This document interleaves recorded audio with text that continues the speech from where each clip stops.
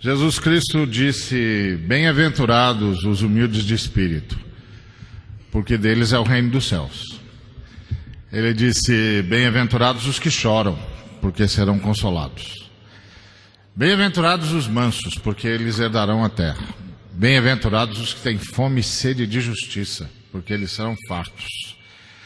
Bem-aventurados os misericordiosos, porque eles alcançarão misericórdia. Bem-aventurados os limpos de coração, porque eles verão a Deus. Bem-aventurados os pacificadores, porque eles serão chamados filhos de Deus.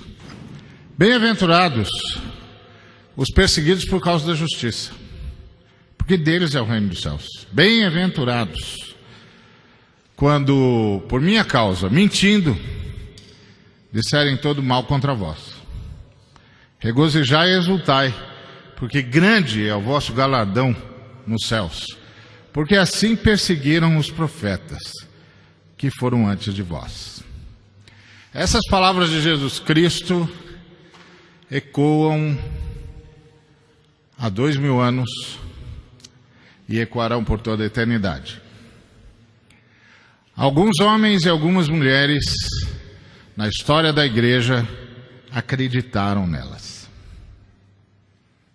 Acreditaram que Jesus estava certo, que isso é que é ser feliz. Isso é que é ser feliz. Ser feliz não tem nada a ver com o que eu tenho, tem tudo a ver com o que eu sou. Feliz é ser humilde de espírito. Feliz é chorar. Feliz é ser manso, prestar serviço. Feliz é ter fome e sede de justiça, é querer ver o bem de todos, a terra repartida, a renda distribuída.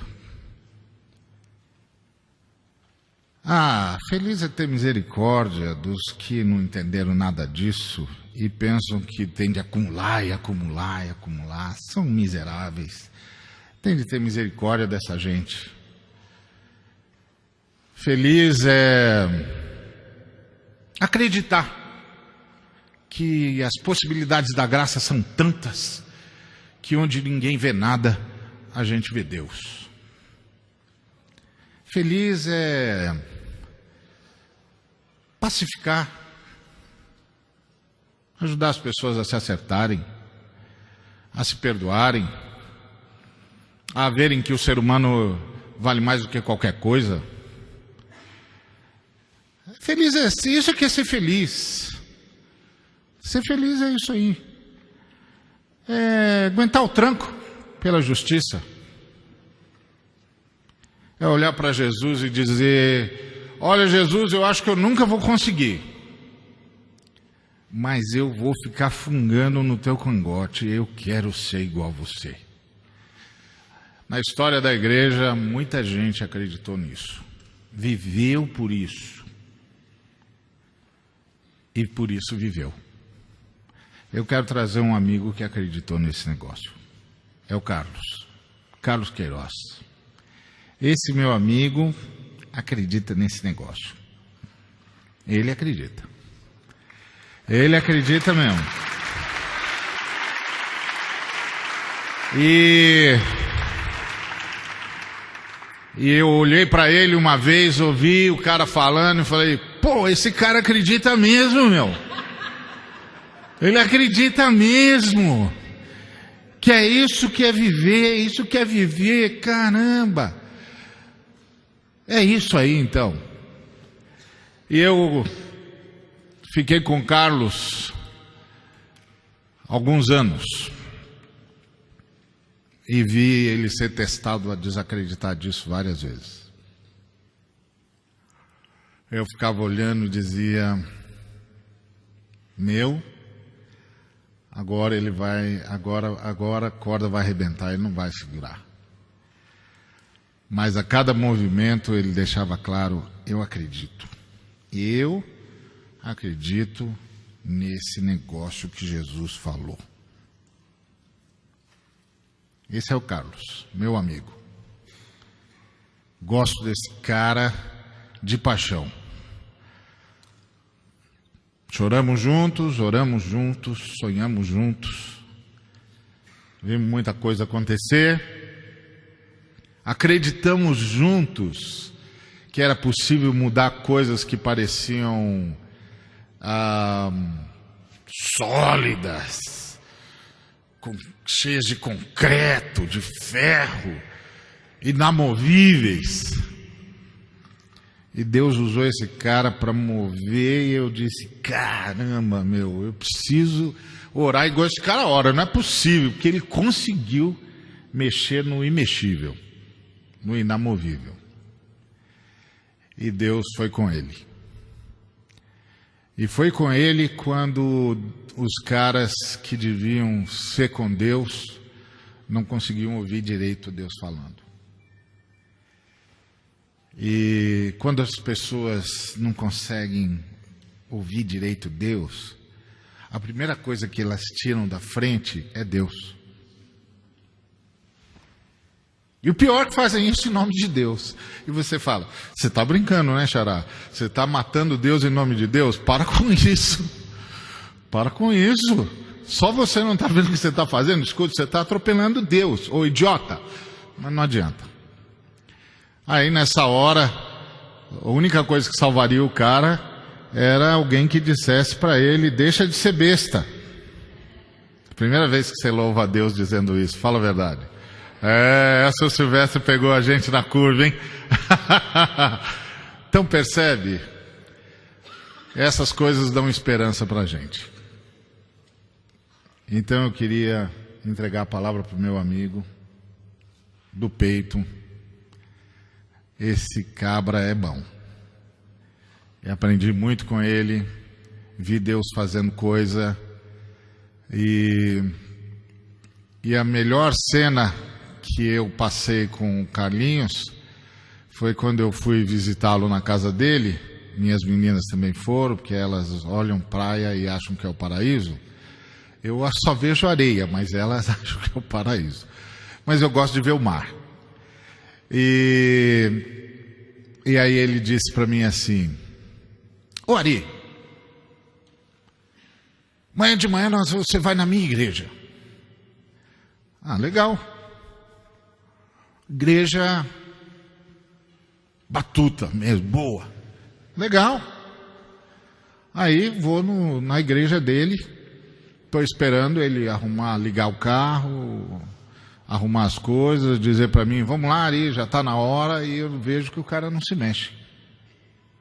Mas o Carlinhos está um time de igreja. Aí vejo um bocado de menino chegar. Menino. Montão de criança. Aí umas cadeiras arrumadas, as crianças sentam, ele senta e diz, vai Ari, vamos para a igreja. Que igreja? Aí eu falei, ele falou, essa aqui é a minha igreja. Eu falei, mas você não é líder de uma denominação? Você não é pastor de uma das maiores igrejas da cidade? E ele falou para mim, essa aqui é a minha igreja. Ali é só empresa religiosa. Agora, depois o cara perde o emprego e fala que eu que não ajudei. Aí sentei lá com ele, com os meninos, e pensei, vamos ver o que ele vai ensinar para os meninos, e ele não ensinou nada. Eu falei, que bobagem, não vai ensinar nada? Não, ele não ensinou nada, ele começou a perguntar aos meninos, e os meninos ensinaram a gente. E eu falei, caramba, hoje eu fui para a igreja. E me dei conta que fazia tempo que eu não ia à igreja. Esse é o meu amigo Carlos. É uma alegria muito grande tê-lo aqui. Obrigado por ter vindo. E ele vai falar sobre uma igreja relevante para os pobres. É isso aí. Uma igreja relevante para os pobres. Eu não lembro quando eu chorei em púlpito, então vocês me desculpem. tanto que eu não uso lenço quando venho para púlpito, mas aí hoje as lágrimas não puderam ficar contidas, não só da agora com a palavra do Ari, que foi muito animadora, até porque me sinto, só estou acreditando no que ele está dizendo porque eu acredito em Deus, né? E sei que ele é um cara sério, tem discernimento, e aí isso serve para a gente glorificar a Deus e exaltar o nome dele, até porque do lado de cá não dá para sair nada, honestamente, estou sendo honesto. É graça, bondade, misericórdia de Deus, sou o milagre da história, tinha tudo para não sobreviver, né? Criança cuja família, os primeiros irmãos fazem migração sem teto e vão para Fortaleza e conseguem morar numa casa de taipa dentro de uma vacaria, e foi aí onde eu nasci, e graças a Deus sobrevivi. Muitos dos meus amiguinhos de infância não conseguiram sobreviver, alguns se foram por causa de desnutrição. Um dos meus amiguinhos morreu asfixiado com verme saindo pelo nariz, e foi uma cena terrível de presenciar, isso não sai da minha memória. Então sou um milagre de Deus, e se alguma coisa acontece é por pura graça de Deus. Agora sim, queria que você entendesse que eu estou num momento de muita elaboração, minha própria cabeça está uma bagunça, né? E acho que vocês vão entender a proporção que eu for compartilhando e falando algumas coisas desses meus últimos dias. E espero que vocês entendam também, porque o meu notebook está assim, anotações. E as anotações estão tais quais as anotações dos meus amigos de estrada durante esses dias. E por favor, quem tem notebook não se sinta agredido que eu tenho o meu. É porque hoje não consegui trazê-lo, não consegui mesmo, e fui só fazendo as minhas anotações nesses dias. A vida é para mim um encanto. Eu sou uma pessoa muito feliz com a vida, encantado com a música. Esses momentos que vocês estavam aqui cantando, vê meu amigo Diamâncio aí, para mim é gostoso, né? Silvestre, Marcão, misericórdia, é muito gostoso ouvir vocês aqui cantando. E vocês cantaram a música, o Carlos estava ali do meu lado, eu disse ao Carlos, para que o pessoal não ache que eu estou copiando isso aqui para falar o que é que eu copiei andando aí na estrada de São Paulo, nas ruas de São Paulo, né? Depois eu falo um pouco mais, mas era: então minha alma clama a ti, Senhor. Tão grande é tu, tão grande é tu, tão grande é tu. Então minha alma clama a ti, Senhor. Tão grande é tu, tão grande é tu, tão grande é tu. Meu amigo José da Silva. José da Silva conheci nessas madrugadas aí aqui em São Paulo. Cheguei, peguei aquele ônibus mais simples do aeroporto, findei chegando ali na Estação da Sé. Depois saí, andei pela madrugada na Praça da República, reclinei a cabeça em alguns lugares, procurei conversar com algumas pessoas. O dia demorando a amanhecer, porque eu já tinha conversado com um vigia no Recife. Acordei a madrugada, me deixou inquieto, isso não me acontece muitas vezes, resolvi sair e tal. Um senhor idoso estava vigiando o local onde eu estava hospedado, é um local simples. E aí ele disse: eu estou me sentindo mal, o senhor pode ficar aqui vigiando enquanto eu vou no banheiro? Eu digo: tranquilo, fiquei um bom tempo de vigia. Não sei se aparecesse alguém, que problema ia acontecer. Então esses personagens mexeram muito com minha cabeça esses dias. Então eu queria que vocês entendessem que as minhas elaborações estão muito parecidas com as elaborações que eles fazem. E aí, porque eu vi esse senhor cantando, resolvi me aproximar. Eu estava a essas alturas por volta de 7h, 7h30 da manhã, ali no viaduto do Pedroso, tentando um albergue onde eu pudesse comer alguma coisa, quem sabe dormir, e esse cidadão também estava na fila, e a fila era muito grande, então me aproximei dele. Foi quando ele se identificou como Francisco da Silva, filho do seu Francisco Félix.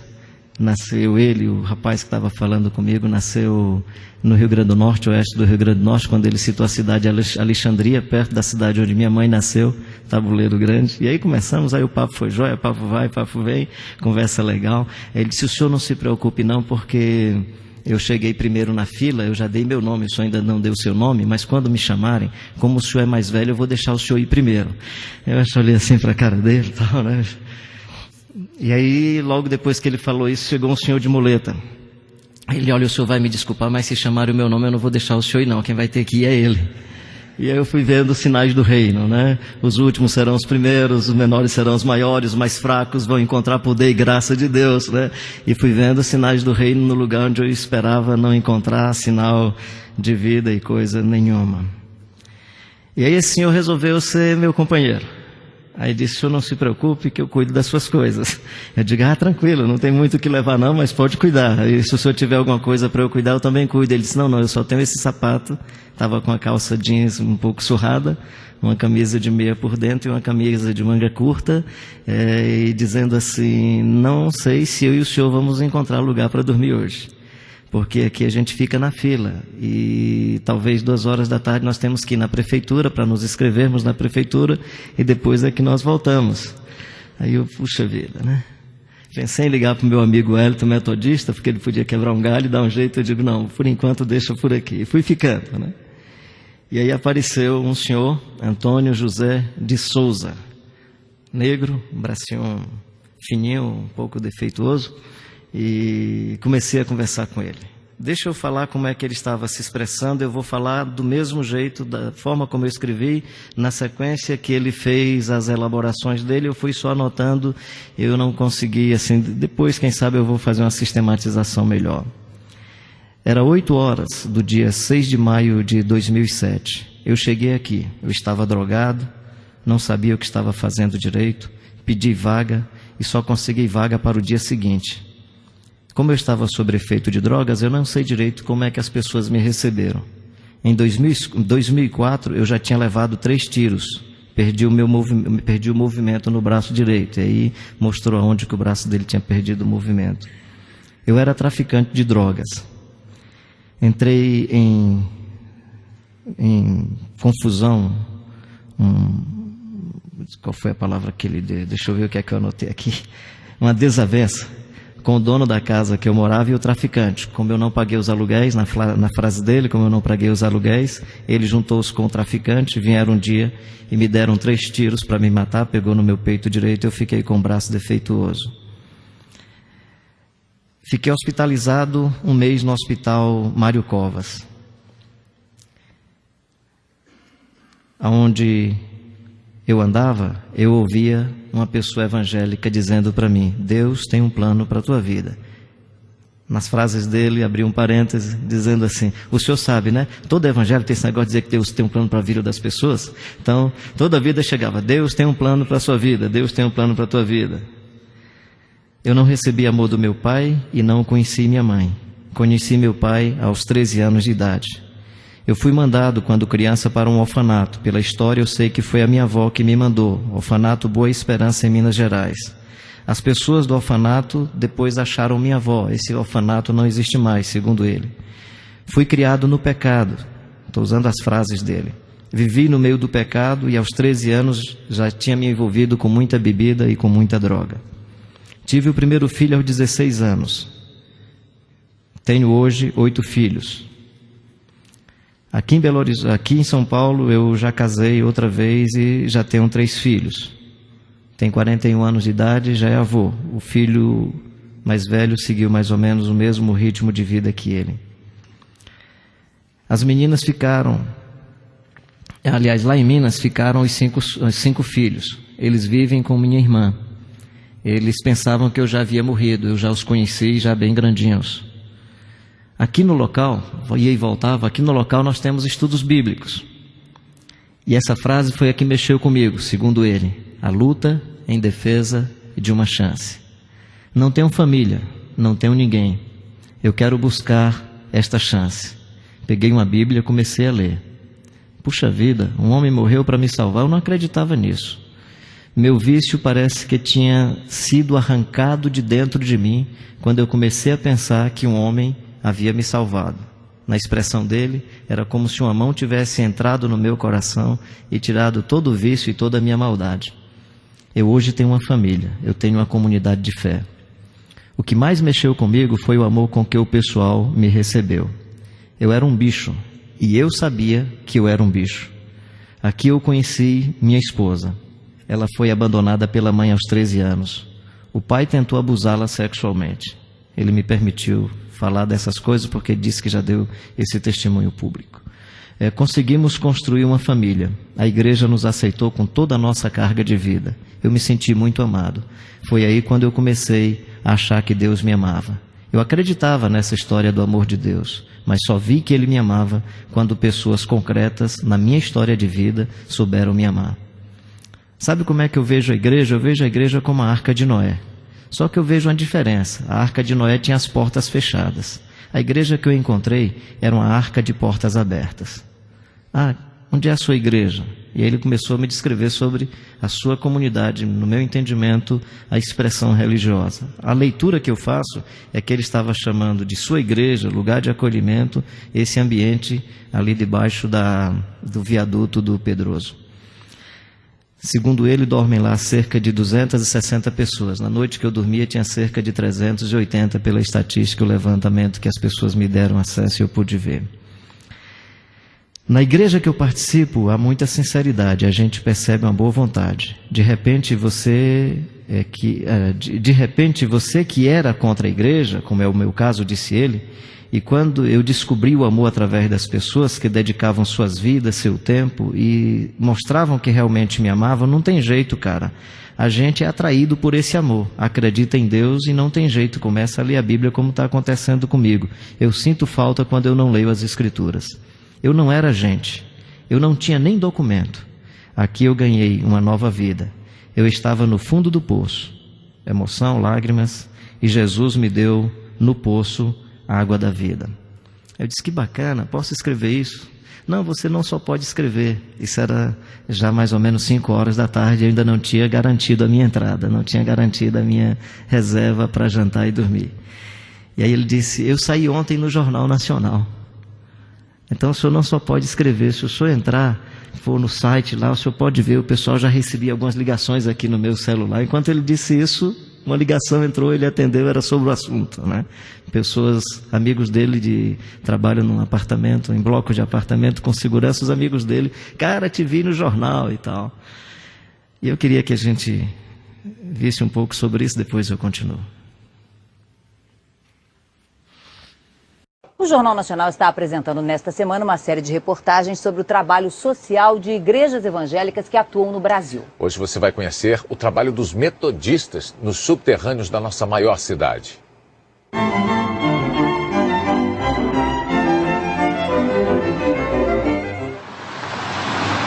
Eles estão lá, mas pouca gente vê ou quer ver. Vidas estacionadas nas calçadas, presas no beco escuro da indiferença. A cidade trata como quem não tem mais chance. Eles olham e falam que ele não tem jeito mais. É um caminho que parece não ter volta. Viver na rua transforma a vida das pessoas por fora e também por dentro. Sensações de raiva, fome, angústia, solidão vão se multiplicando. A Prefeitura de São Paulo estima que hoje 12 mil pessoas vivam dessa forma, numa espécie de prisão a céu aberto nas ruas da cidade. Pois quis a ironia que justamente aqui no bairro da Liberdade, uma porta aberta para dentro de um viaduto se transformasse numa espécie de saída, numa chance para quem não tem mais nada. A escada leva para uma espécie de oásis urbano, repleto de desencontros. Meu nome é Edileuza Maria de Lima, sou daqui de São Paulo, quero que a minha família venha me procurar. Estou procurando um primo meu de Minas Gerais. Uma chuveirada que revigora, um tanque para lavar as roupas, um ferro para passar, um lugar para trocar a dureza do cimento pelo conforto de um travesseiro. Por enquanto, seu endereço é o quê? O armário 59. E daqui a pouco pode ser qual? Pode ser outra coisa melhor. Quer dizer que esse barulho da rua É um terror, um terror muito grande. Quando essa pessoa está perdida, ele precisa de um gesto, de alguém que estenda a mão, de alguém que demonstre o amor de Cristo de forma prática.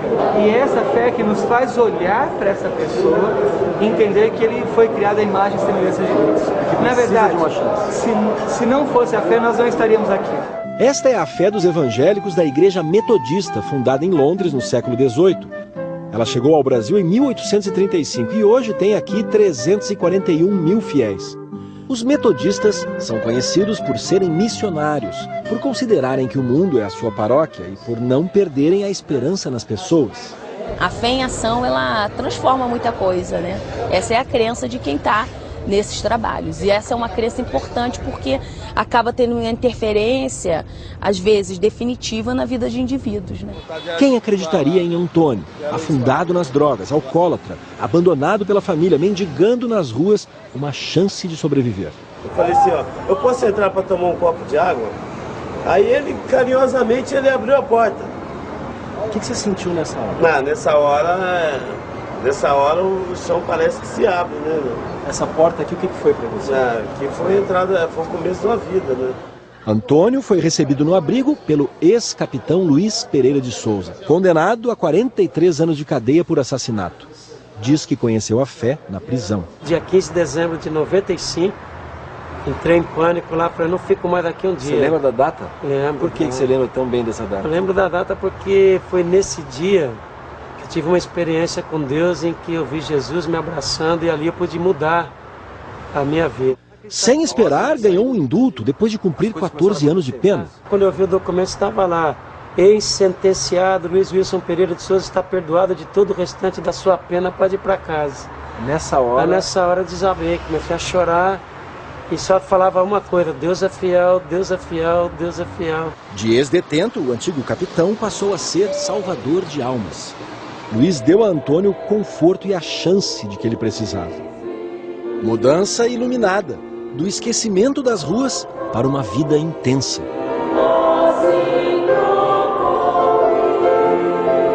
Neste mesmo tempo, o ex-mendigo se casou com Teresa, também moradora de rua.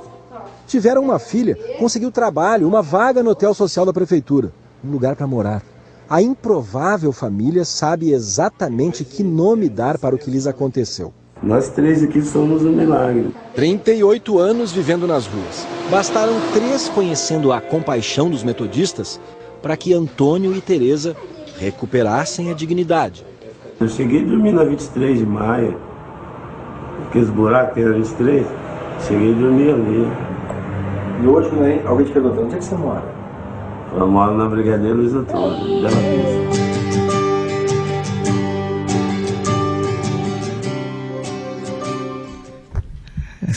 É só aí para vocês verem que eu tô do lado do artista. Legal, é legal demais, esse negócio é legal.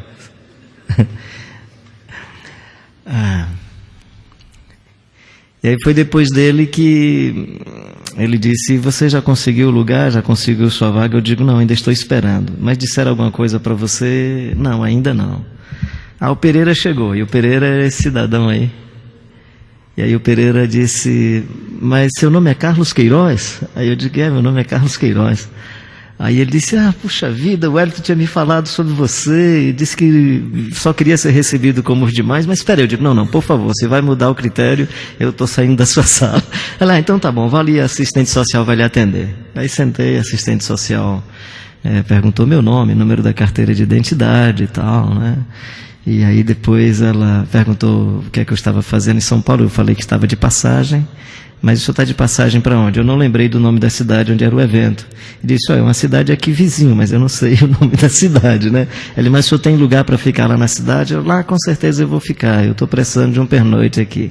É só um pernoite, deixa eu ver o que é que a gente faz. Aí me trouxe um papelzinho, autorização para a cama 32, né?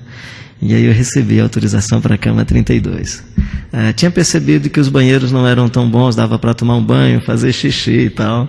E aí pedi uma saída lá e consegui chegar no restaurante e tal, né? Então, pude fazer esse tipo de alternativa, porque segundo a assistente social, inclusive, que foi a primeira frase dela para mim, o senhor não tem cara de morador de rua. Eu disse, ainda não, né?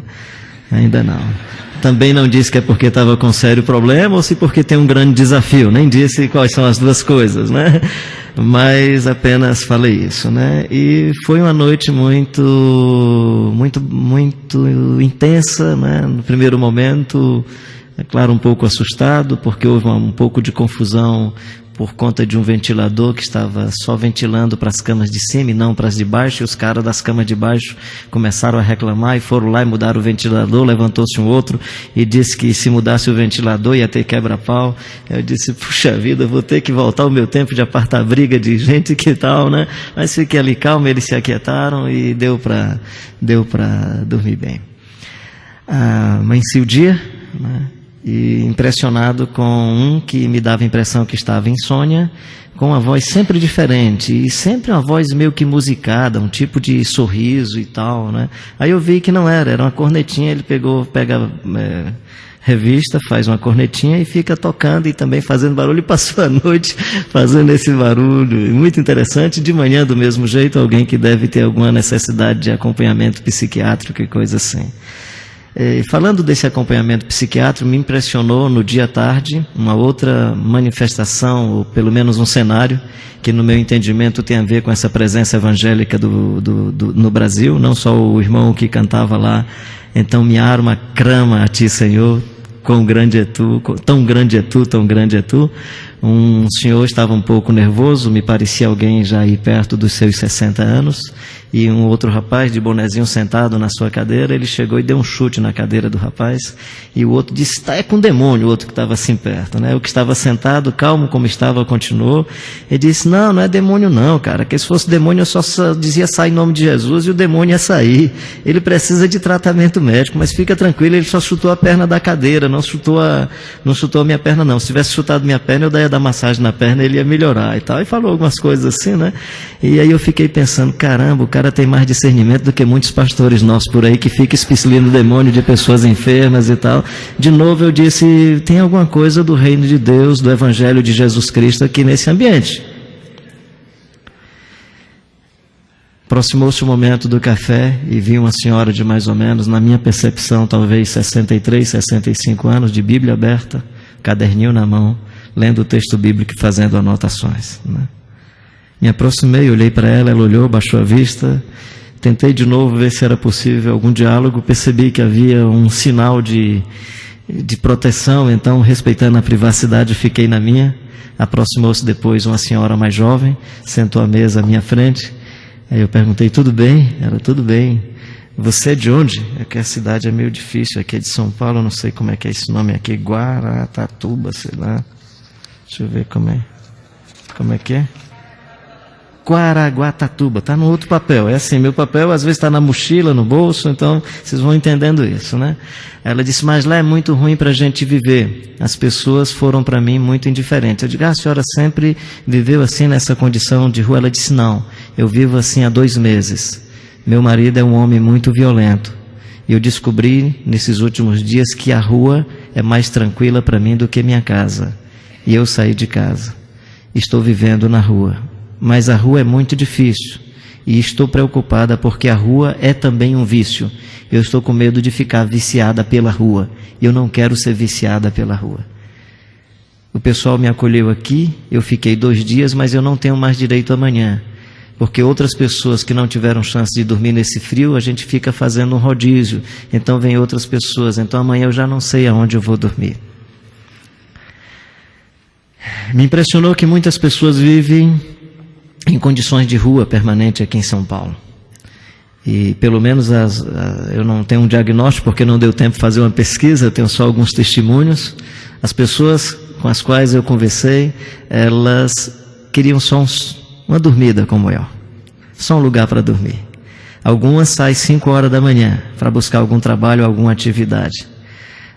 O meu amigo lá do Rio Grande do Norte, né? Logo que eu saí, voltei, ele não estava mais. Aí o Wellington já ia me trazendo e eu disse, Wellington, eu esqueci da minha Bíblia e do meu caderninho, ficou lá em cima de uma mesa. Voltei para pegar minha Bíblia e o caderninho e o cidadão estava lá. Dei um abraço nele, falei com ele. E aí eu disse, o senhor vai para onde? Eu vou para as ruas, porque não posso mais dormir hoje aqui. Já terminou o meu turno, né? E eu senti desejo de dar uma oferta para ele, peguei no meu bolso, dei uma oferta para ele. Ele disse, muito obrigado, eu vou ficar em qualquer lugar na rua hoje sentado, porque eu ia para as ruas para juntar o dinheiro para o meu almoço e para o meu jantar. Já está garantido o almoço e o jantar. A dormida pode acontecer em qualquer canto. Eu me lembrei de Jesus quando disse que as aves dos céus têm seus ninhos, as raposas têm seus covis, mas o Filho do Homem não tem aonde reclinar a sua cabeça. Deixa eu dizer algumas coisas sobre os pobres, um pouco à luz do texto bíblico, para não ficar aqui contando só a história sobre os pobres. No livro de Lucas, no capítulo 6, você vai encontrar uma percepção, no meu entendimento, meio que ideologizada do pobre. Lucas não fala felizes os pobres de espírito, ele diz felizes os pobres e ai dos ricos. Capítulo 6, versículo 20, depois ai dos ricos, 26, esse pacote sobre as bem-aventuranças de Mateus, o Lucas vai colocar as bem-aventuranças e os ais. Então ai dos felizes os pobres, ai dos ricos. Os textos não são contraditórios, eu entendo textos como textos complementares. Se você olha para o livro de Lucas, eu entendo que nós vamos compreender a relevância da igreja para o pobre. Se nós pegamos o livro de Mateus, como o pobre no livro de Mateus é um estado de alma, é uma condição interior, não é simplesmente uma conotação econômica, psicossocial, não é um estado de marginalização da situação da vida, é um desdobramento do encontro com Jesus Cristo de Nazaré, e você vai perceber aí um tipo de felicidade, um tipo de alegria que é decorrente da confiança plena em Deus, e aí refere-se a um estado de alma. Então, se eu pego Mateus capítulo 5 e o versículo 3, eu vou perceber o pobre como sendo uma categoria de espiritualidade relevante para a igreja. Se eu tomo Lucas capítulo 6 e versículo 20, eu vou ter o pobre como uma experiência histórica, como uma manifestação das injustiças sociais, como uma expressão da exploração humana, o pobre sofrido, o pobre à margem da sociedade, e aí sim, a igreja precisa ser relevante para esse pobre. Quando nós pegamos 2 Coríntios capítulo 8, aí o pobre, no meu entendimento, já tem uma outra conotação, porque Paulo incentivando os irmãos da Macedônia a serem relevantes para as comunidades sofridas, principalmente os irmãos sofridos de Jerusalém, e apela àquela comunidade que possuía grana,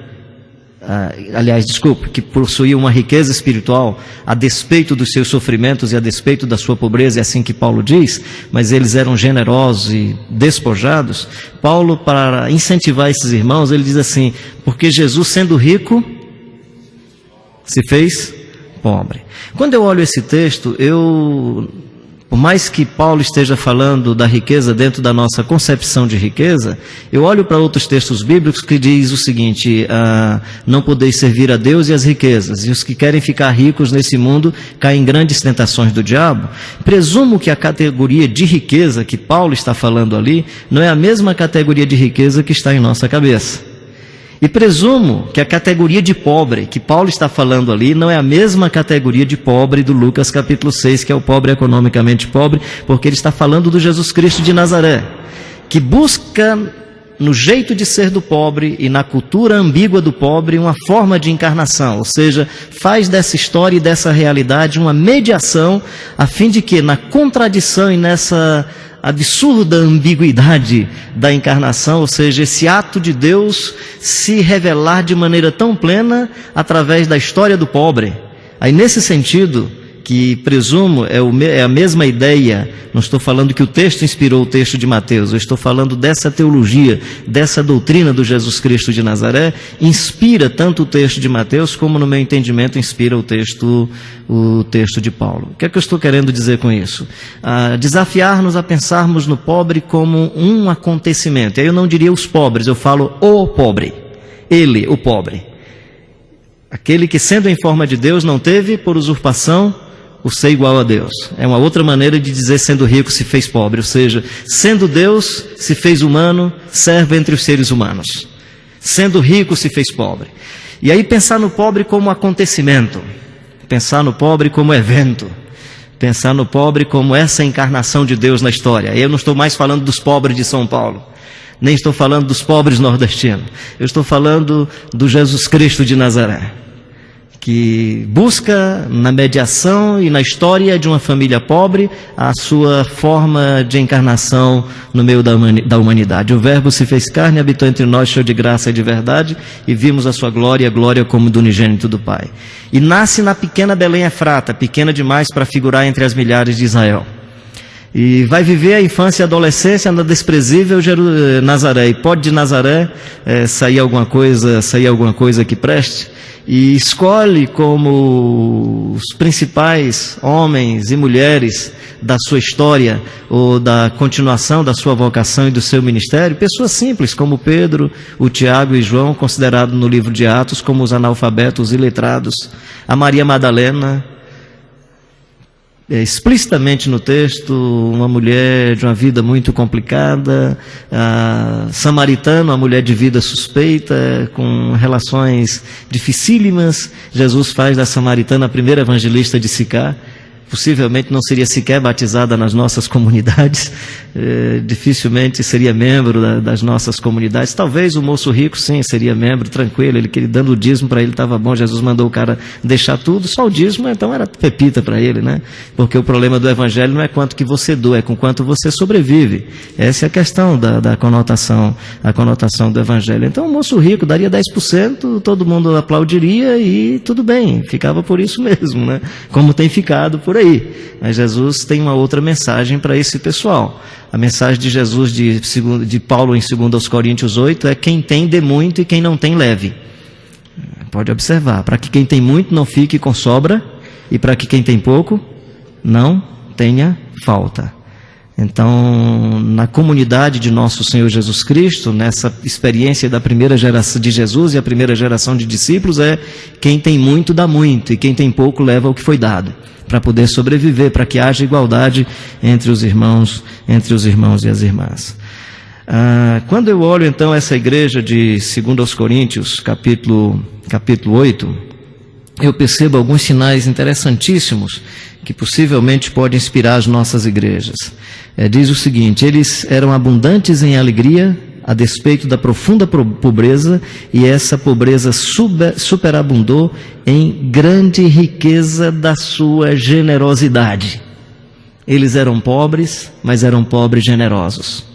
É o cidadão que está na fila, esperando uma chance para ter alimento e poder dormir, e diz assim: não, o senhor é mais velho, o senhor vai primeiro do que eu. Muita generosidade. Não, esse outro entrou, ele é pior do que eu e o senhor. É muita generosidade. É muita generosidade. É muita bondade. É muito carinho, é muito cuidado, né? É muito calor humano. Lembro em Olinda, no bairro de Butrins, fiquei hospedado na casa de uma família, numa casa não, numa coberta de madeira.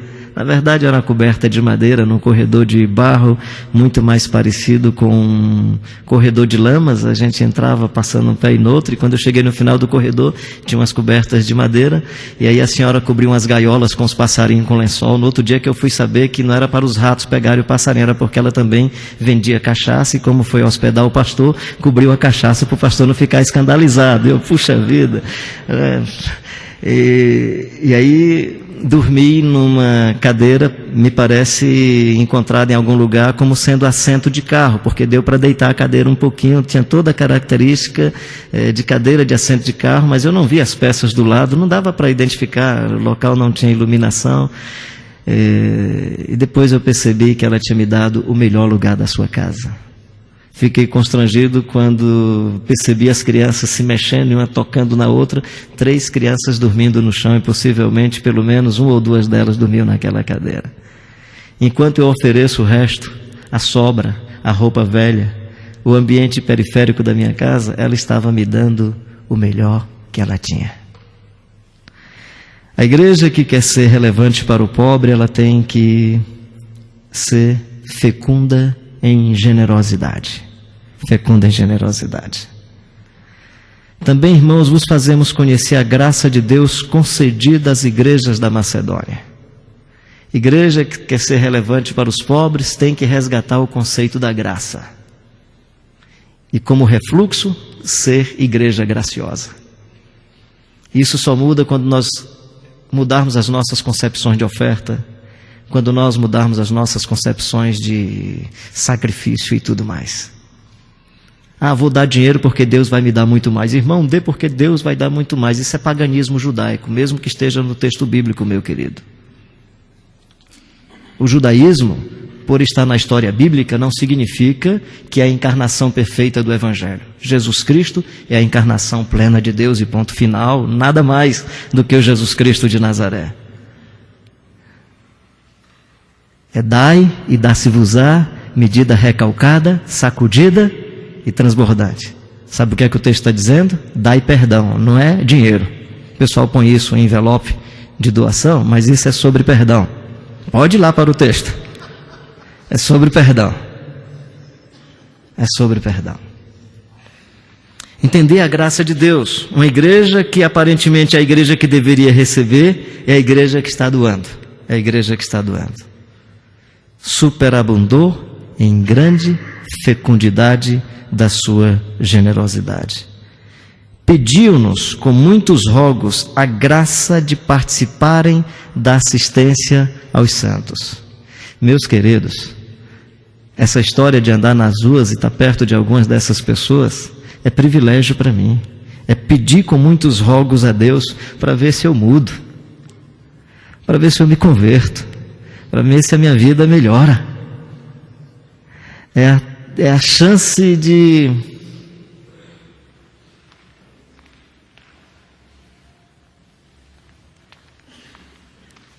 trazer o azulão para me proteger do frio. Alguns irmãos conhecem o azulão. Esse personagem tem 27 anos. É um dos meus maiores amigos, me protege do frio. Brioso ficou em casa há 32 anos, é do casamento, é da festa, culto de formatura, assinar documentos com repartições públicas, né? Brioso não vem, Brioso não topa estar comigo aqui. Ele não toparia as ruas, é escandaloso para ele, é muito complicado para ele. Ele tem um tipo de conversão que ele não aceita isso. Isso é andar com o cão, com o diabo, com não sei o que, ele está noutra, né? E ele vai comigo, o Brioso, como, assim, por favor, eu também gosto de teologia e tento fazer minhas elaborações teológicas, mas o Brioso, assim, a teologia para ele é algo intocável, né? Mais do que a verdade da vida, é a concepção que ele constrói. Bem, depois a gente fala sobre o Brioso, ele não está presente, eu não gosto de falar de pessoas ausentes, né? O Ariano Suassuna não, o Ariano Suassuna tem um outro argumento. Ele estava uma vez na entrevista no Jô Soares e aí ele disse que ia falar de um cidadão. Aí o Jô Soares, peraí, mas o cidadão já morreu. Ele disse, pois é bom a gente falar quando o cara já não existe, quando está falar pela frente é muito constrangedor. Então, mas eu quero manter essa história de não falar do Brioso na ausência dele. É a chance de mudar, né? Como a Ari falou, tem sido momentos muito intensos de vida, vivência na visão mundial, um negócio muito gostoso. E no momento da conversa, dos diálogos para uma mudança da minha atividade na instituição, os colegas da Visão Mundial fizeram uma reunião lá em Salvador, e foi um negócio muito bacana, um negócio muito bonito.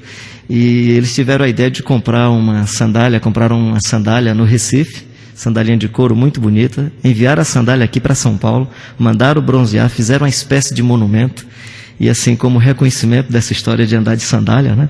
E aí eles me deram de presente a sandália. Quando eles me entregaram a sandália, eu olhei para a sandália e me veio aquele texto bíblico lá do Moisés, né? Tira a sandália dos pés, porque o lugar em que tu estás é terra santa. E a concepção não foi a ideia de terra santa, foi, com Deus uma sandália ainda é muito cara. Com Deus, uma sandália ainda pode atrapalhar, porque ela também pode se transformar num símbolo de poder, ou de uma humildade farisaica, ou de um estilo que não tem nada a ver com o reino. Então, cuidado com o símbolo do paletó e cuidado com o símbolo da sandália. A sandália ainda é muito, o paletó ainda é muito. Essa tensão que nós não percebemos na alma, no coração, no contexto das nossas experiências, né? Aproximei-me de um grupo de moradores, pessoas que vivem nas ruas, em condições de rua, um grupo lá em Feira de Santana, e eu lembro, eu tinha batizado uns 6 deles, o Marcos Monteiro tinha me chamado para essa celebração, eu já conhecia alguns deles, cheguei, comecei a bater papo e tal, perguntei como é que eles estavam, e aí um deles falou que estava tudo muito bem, com eles estava bem, e um tinha melhorado fazia mais ou menos uns 3 dias. Ele disse, olha, todo mundo aqui vem bem sempre, mas tinha o empresário entre nós, e ele vivia triste, né? Ele disse, como assim empresário? Ele possui um carro de mão, ou seja, possuía um carro de mão. E ele toda noite amarrava uma cordinha no braço e na perna do carro de mão para dormir, e quando alguém balançava o carro de mão, ou ele se balançava, que mexia no carro de mão, ele acordava, então ele passava a noite inquieto. E agora roubaram o carro de mão dele. Depois que roubaram o carro de mão dele, ele dorme tão sossegado, ele é tão tranquilo, ele está tão bem. A empresa dele foi à falência, agora ele está em paz, né? E eu fiquei imaginando sobre isso, né? Quanta tensão por causa do estilo, por causa da roupa, por causa da marca do carro, por causa da sua imagem pública, por causa do seu jeito de ser ou não. Lembro na igreja Bethesda, em Natal, num café da manhã, com pessoas que moram nas ruas, eu ia fazer uma ilustração, e aí eu pedi, o senhor que estava do meu lado, o seu José, o senhor pode me arranjar, me emprestar essa mochila e esse rodo que está aí com o senhor? Ele disse, a mochila eu empresto, o rodo não, esses rodozinhos pequenos de limpar para-brisa de carro, né? Aí eu fiquei curioso, retornei a pergunta para ele, disse, por que o senhor me empresta a mochila e o rodo não? Ele disse, porque a mochila é da minha vizinha, apontou para a amiga que estava do lado, e o rodo é meu. Ou seja, se o problema é do outro, se a fome é do outro, se o frio é do outro, se a dificuldade é do outro, se o menino que recebe um tiro na cabeça é do outro, se a mulher que é violentada pertence a outra família, não é da minha família, se o indivíduo que é morto é de outro ambiente, se não faz parte do meu reduto, se não faz parte então pode se arrebentar. Então a mochila o senhor leva porque não me pertence, o senhor pode fazer o que quiser com ela. Eu disse, o rodo, por que o senhor não me empresta? Ele, o rodo é o meu ganha-pão. Aí me veio aquele texto, alguns confiam em carros, outros em cavalos, mais alguns em rodos, né? Você tem seu rodo, meu querido e minha querida. A igreja que é relevante para os pobres é uma igreja que não se preocupa com a possibilidade, inclusive da assistência. Aliás, todos os santos que foram considerados santos, de fato, foram homens e mulheres que de alguma maneira tinham temor e compromisso com Deus e temor com a aflição e o sofrimento dos pobres e das pessoas sofridas da sociedade. Pode fazer a lista, João da Cruz, Teresa de Calcutá, Martin Luther King e por aí vai. Você pode fazer a lista desses homens e mulheres que de alguma maneira, ainda que entre eles alguns institucionalmente, tinham um compromisso com o reino de Deus e tinham um compromisso com Deus, um compromisso com as pessoas à margem da sociedade. E essa é uma igreja que queria ter a graça de participar da assistência aos santos.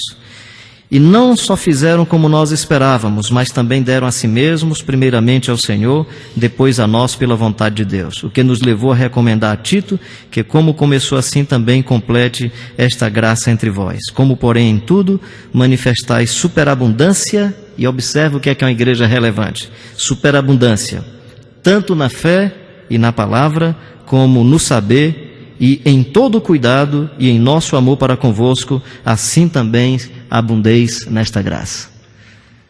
Não tem como. Quer servir aos pobres? Tem que ter fé. Tem que confiar em Deus, na possibilidade do suprimento. Que Ele vai garantir que não vai faltar o pão. E que às vezes você vai precisar orar e esperar uma cura mesmo, para que a pessoa seja levantada do leito. É isso mesmo, é poder de Deus, é graça de Deus. É acreditar que Deus é Deus, e que tem situações que nós não vamos resolver com as nossas mãos, nem com a nossa oração poderosa. É o Deus poderoso que, por causa da graça dele, faz agir a despeito da gente não orar direito. É o Deus que é Deus. Mas essa igreja que mergulha com a cara e o jeito do Jesus de Nazaré. Em nome de Jesus, o Nazareno, levanta e anda. E é muito interessante o que aqueles dois homens estão dizendo, Pedro e João. Olha para nós. Olha para nós. Presumo que o que eles estão dizendo é olha para nós. Não é olha para o nosso testemunho. Outros textos da Bíblia, o próprio Evangelho requer de todos nós que sejamos testemunhas. tanto no sentido de mártires, no sentido de pessoas que são seguidores e seguidoras de Jesus, propensas ao martírio, como testemunho no sentido de comunicar essa verdade a respeito do Evangelho. Mas quando eles dizem ali, olha para nós, eu presumo que o que eles estão dizendo é, olha, o nosso jeito é igual ao seu, cara, nós não temos prata nem ouro. E nós conhecemos o Jesus de Nazaré. Puxa, pode de Nazaré sair alguma coisa que preste? O coxo se sentiu em casa. Eles são iguais a mim e estão falando de alguém de uma comunidade parecida com a minha. E em nome do Jesus de Nazaré, a despeito de toda a limitação do que estava à porta do templo e dos dois homens que estavam ali, a despeito da limitação deles, o poder de Deus operou e fez-se presente de forma graciosa e bondosa. Precisamos fazer uma avaliação do nosso contexto. Se os frutos dos nossos ambientes são frutos do reino de Deus ou se são frutos interessantes do empreendimento religioso do contexto brasileiro. De olharmos depois como Salomão e dizer tudo foi vaidade. E de Jesus olhar para você e dizer você não acrescentou um côvado ao meu reino. Você não acrescentou um palmo à sua vida. Tudo que você fez não tinha nada a ver com as coisas do meu reino. Aliás, esse é um peso que eu carrego na minha própria alma. E levo comigo pedindo a Deus que tenha sempre o discernimento e quero sempre ser exortado, animado por vocês, consolado por vocês, alertados por todos vocês e todas vocês, quando porventura não estiver seguindo esse caminho do reino de Deus. Pois conheceis a graça de nosso Senhor Jesus Cristo, que sendo rico se fez pobre por amor de vós, para que pela sua pobreza vos tornassem ricos, né? Vos tornassem ricos. Se o rico do texto anterior sobre Deus não tem a ver com os nossos códigos, o rico desse texto também não tem a ver com os nossos códigos. Eu gosto muito da palavra fecunda, para que sejam fecundos em fé, para que sejam fecundos em virtudes, para que sejam fecundos em boas obras, para que sejam fecundos na vida de nosso Senhor e Salvador Jesus Cristo. Queria desafiar a sermos uma igreja a serviço da humanidade. Jesus Cristo veio para servir e disse que não veio para ser servido, veio para servir. Que nós possamos construir uma diaconia política, que nós possamos construir uma diaconia da evangelização ou diaconia da palavra, que nós possamos construir uma diaconia de transformação da sociedade, o sonho de que nós possamos construir melhor essa nossa sociedade com outros paradigmas, com os paradigmas do reino de Deus, à luz da vida do Jesus Cristo de Nazaré, que sendo rico se fez pobre, nasceu de uma família muito simples, viveu em estilos muito simples, e na entrada triunfal em Jerusalém, não posso esquecer isso, nunca esqueço. O pessoal do Betel já me deu até um jumentinho de palha de presente, porque toda vida que eu falo do Jesus de Nazaré, tenho que dizer que quem é Deus não precisa de nada mais, nada menos do que um jegue para ser reconhecido que Ele é Deus. Nada mais, nada menos. Montado num jegue, cena digna de vaia, as pessoas vão reconhecer que Ele é o Messias enviado pelo Pai.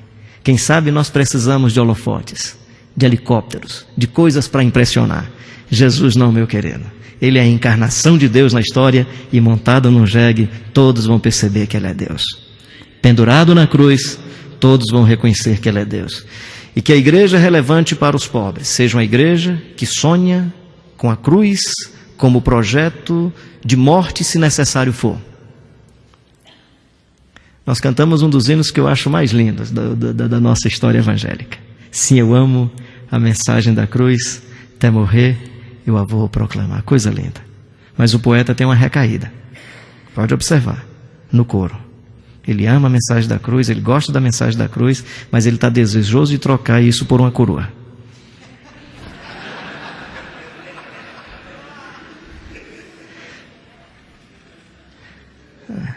Porque nós ainda não compreendemos essa história da mensagem da cruz. A mãe do Tiago e João não compreendeu a mensagem da cruz. E não compreendeu o que é que Jesus chama de glória.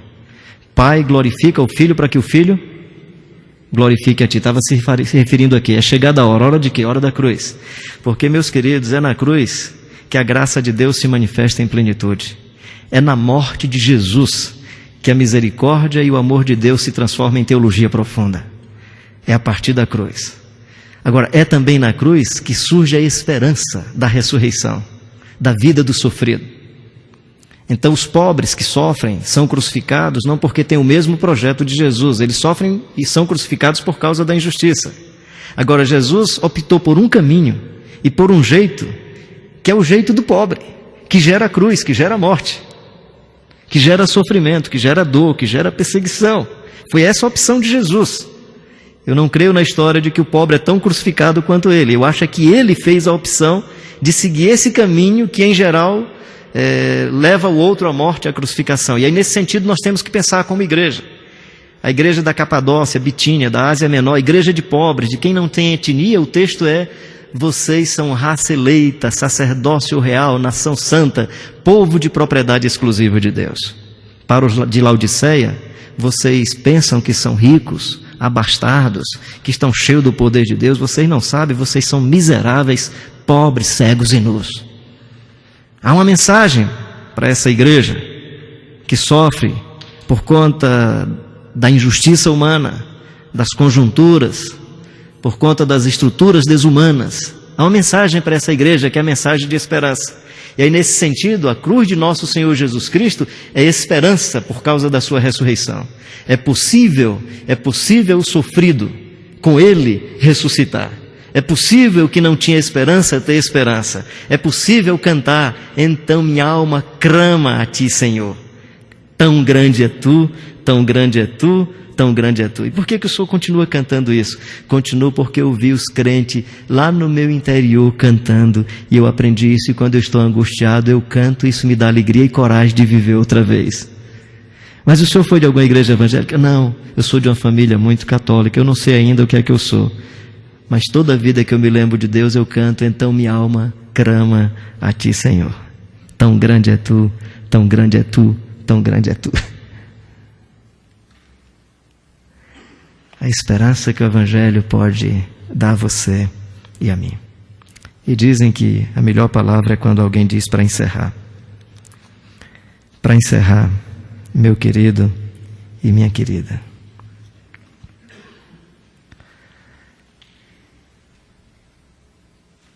o jegue voltou uma semana depois, pelo mesmo caminho. Chegou em casa, triste, frustrado, acabrunhado. Mãe, eu fui pelo mesmo caminho, mãe. Eu pensei que o pessoal ia cortar galhos de árvore e jogar sobre o chão, tirar as capas e jogar de novo. Mãe, não aconteceu nada, me deram pedradas. Quando eu fui entrando no templo, mãe, foi pior ainda. Nem deixaram. É, meu filho, quando você me disse que estava saindo de casa e ia fazer o mesmo percurso, eu sabia que ia acontecer isso com você, porque você foi sozinho. E você sozinho, meu querido, não vai acontecer nada. Não estou chamando você de jegue, não, estou falando dele lá. Por favor, né? Eu quero continuar respeitando você. Mas o jeguezinho, quando voltou sem Jesus, não aconteceu nada. E se acontecer algo de extraordinário com você, e se for sem Jesus, peça perdão a Deus, porque deve ser de outra fonte, de outro lugar. E aí, quem sabe, nós vamos aplaudir e celebrar coisa que Deus diz: não estou nisso com você. Isso é só reflorescimento religioso. Isso é só empreendimento que cresce como cresce o futebol. Isso é só empreendimento que cresce como cresce o carnaval. Isso é só fenômeno religioso que cresce como qualquer outro fenômeno. Uma igreja relevante para os pobres, ela vai buscar critérios do Evangelho e critérios do reino de Deus, à luz da vida de nosso Senhor Jesus Cristo e da primeira geração de discípulos, para saber se ela está sendo relevante ou não para os pobres. Que Deus abençoe meu coração, minha vida, sua vida, seu coração, seu compromisso com o reino de Deus, seu compromisso com o Evangelho, e que a graça do Senhor seja sempre bondosa e seja sempre uma vertente presente, que ela venha nos batizar, nos aspergir sempre, que as virtudes e o poder do Espírito Santo estejam sobre as nossas vidas hoje e sempre. Amém.